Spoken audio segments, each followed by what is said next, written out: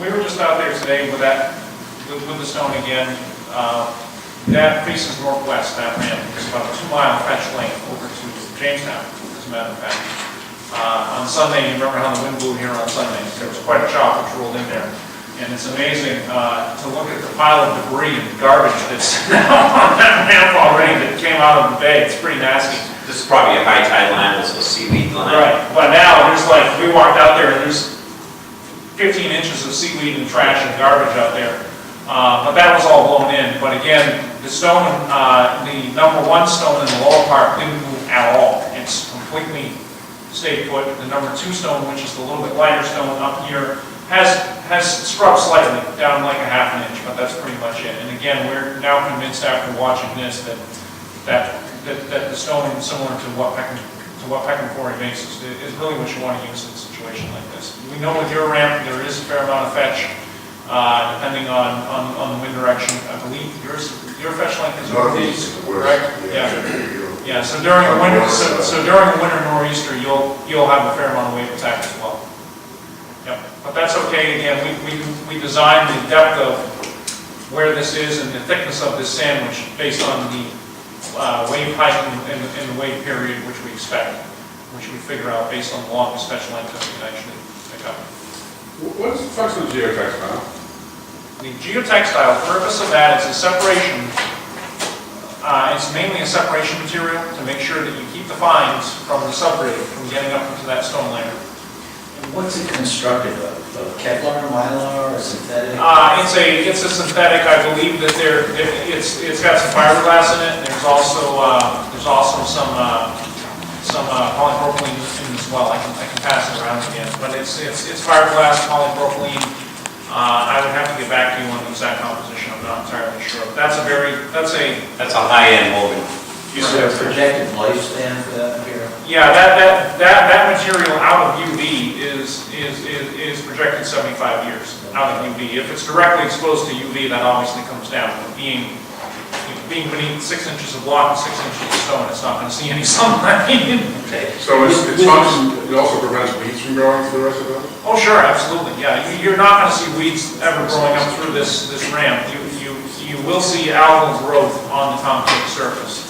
That's pretty much unavoidable. Any concrete surface in Narragansett Bay during the summertime, you're going to see growth on.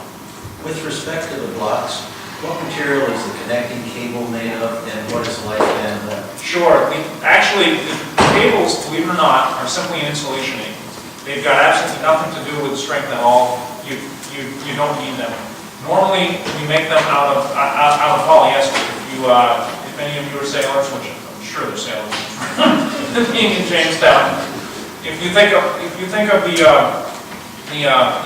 shockboard, if any of you have shockboard as part of your rigging, it looks just like shockboard, but it doesn't have the elastic on the inside. It's more of it's just a rigid polyester. But that's pretty much what it is. We've had installations that have been in for 10 or 15 years, and the cables are still fine. If anyone wants to pick them up, but the cables are simply an installation aid. None of the testing that's ever been done on these blocks has the cables with it. It's just an installation aid for however big a mat you want to pick up. We can make it that big. The contractor can then use a crane, use an excavator, we can size these to whatever size and pick them up and they can send them in place. But that's it. The way the blocks are designed with the geometry of them and the way we can tow them in, cables serve no structural purpose. It's more just as Will said, it's an installation aid. What's the cost comparison between this and a poured concrete ramp? We estimated on Sale Newport that we saved them on that problem. They told us that we saved them better than 50% on that whole project. So that was a savings based on estimates they had gotten to do it their way, and then based on the way we did it this way. That was largely the cost of removal. There was quite a bit of removal there. Yes, it was. So on the whole, though, I would estimate it's still fairly significant because as contractors get better at doing this and as they become more familiar, for example, Poplar Street, the Poplar Street Driftway, nobody anticipated they were going to complete that job as fast as they did. The majority of their construction was done in less than 7 days, which is phenomenal. Nobody anticipated that they would ever be able to do that. That project was a design build. It was bid as a design build, and JM Construction took that project for less than $70,000. So So they got the entire thing, removal, all that demolition, brand new boat ramp for less than $70,000, which is phenomenal. You could get the Fort Jetty ramp done in about. With favorable tide and with favorable dewatering. Again, I know that you're Less every, than 10 days. I'm not going to make any promises because it's really up to the contractor, it's not up to us. Bottom line is that I believe you're probably going to extend Fort Getty further into the water and deeper into the water due to the fact that you've got some fairly significant power boats that launch there, correct?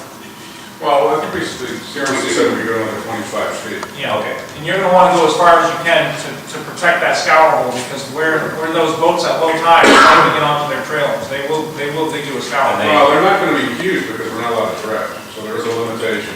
You know, high tide, you can put a fairly good sized boat in there. Low tide's where the requesting a ride on. Sure. Bottom line with that is that in Poplar Street, they didn't have to go very deep because it was a driftway. That's a recreational ramp, really. Salem Court's the same thing. That's a recreational ramp for basically launching dinghies, canoes, kayaks, things like that. Anytime that the power boats are involved, especially people with the big double screw, 225s on the back, it's farther you can go out, the better. The deeper you go into the water, the more complex your construction becomes just because of the dewatering, which is involved. Any other questions? Thank you very much for your presentation. Yeah. I don't know that we need to act on this. Mike Gray's already got this already. Mike did ask that the commission vote whether he should work with Grid Tech on, coming up with an estimate for the Fort Getty project. So that's the only thing.